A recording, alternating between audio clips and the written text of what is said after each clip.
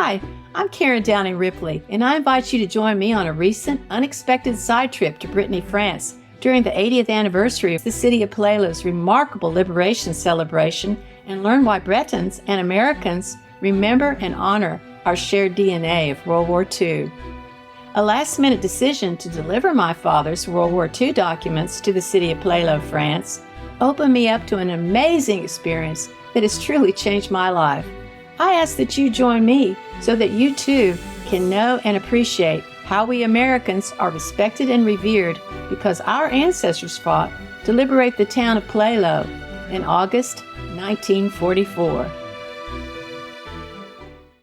After my first year of school in England, we were transferred to Chesham in Buckinghamshire. Our two-story house was out in the bucolic Midlands countryside. The hills and dales were beautiful and conveniently located down the lane from Chesham Preparatory School. While the school was close by, there were no children living near me, and I had no one to play with. I was restless and miserably bored behind an 8-foot-high privacy fence. I spent most of my days climbing to the top of the fence and planning a grand escape. Fortunately, our next-door neighbor was C.W. Potter. He was a retired banker with the patience of Job. It turned out that he was as bored as I. He saw me hanging over the fence and took pity on me. Mr. Potter bailed me out from behind the prison fence and took me for glorious walks up and down Orchard Lane. He taught me about everything English, from pixies to gnomes and English royalty to cherry trees. He not only saved me, he educated me.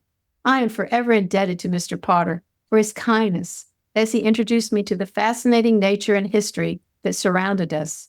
He was my one and only best friend. It was during this time that my parents would occasionally take us on a road trip with their friends who had 2 small boys around my age. I loved playing football and wrestling with them. One special afternoon, we all went on a picnic on top of the White Cliffs of Dover. I guess being let out of the pen went to my head. The sea air kicked in my spirit of adventure. I gleefully followed Bruce Lee on a chalky trail that went down over the side of the cliffs. He kept yelling at me to stay back, that I was too little. I was already aware that boys were considered better than girls. I spent much of my life proving them wrong, so Brucey's admonishments only spurred me on. All went well until the chalky ledge we had slid down began disintegrating before our eyes. The chalky soil began slowly falling to the beach below, making our perch on the ledge smaller and smaller.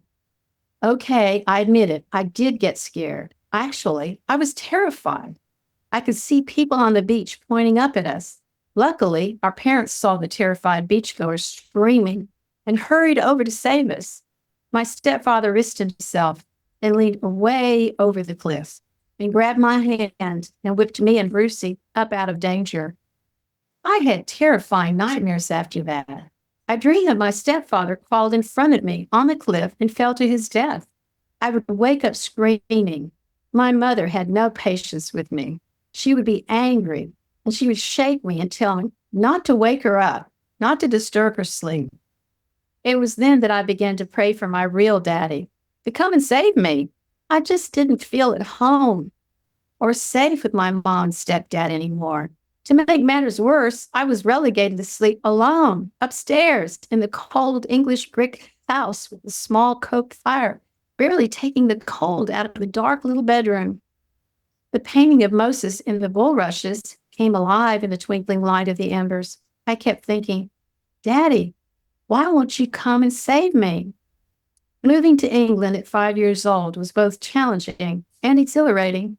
As an only child raised by a shy and fearful mother, I spent much of my time looking for playmates, adventures, and reaching out to the world. The fact that we had moved to a foreign country, away from family and friends, made me even more daring as I sought out friends and adventures to share them with. I longed to be reunited with my real daddy. Be sure to join me for the next episode of You Were There, Karen Bev. Learn how my visit to England brought memories of my childhood and caused me to realize the profound impact this experience had at the end of World War II on my development as a risk-taker. After a marvelous cruise on the little ship West Country Cruise, Bert and I headed toward France to begin our European driving tour. Join Bird and I as we launch into Europe with great expectations that were only exceeded by the wear and tear of the road.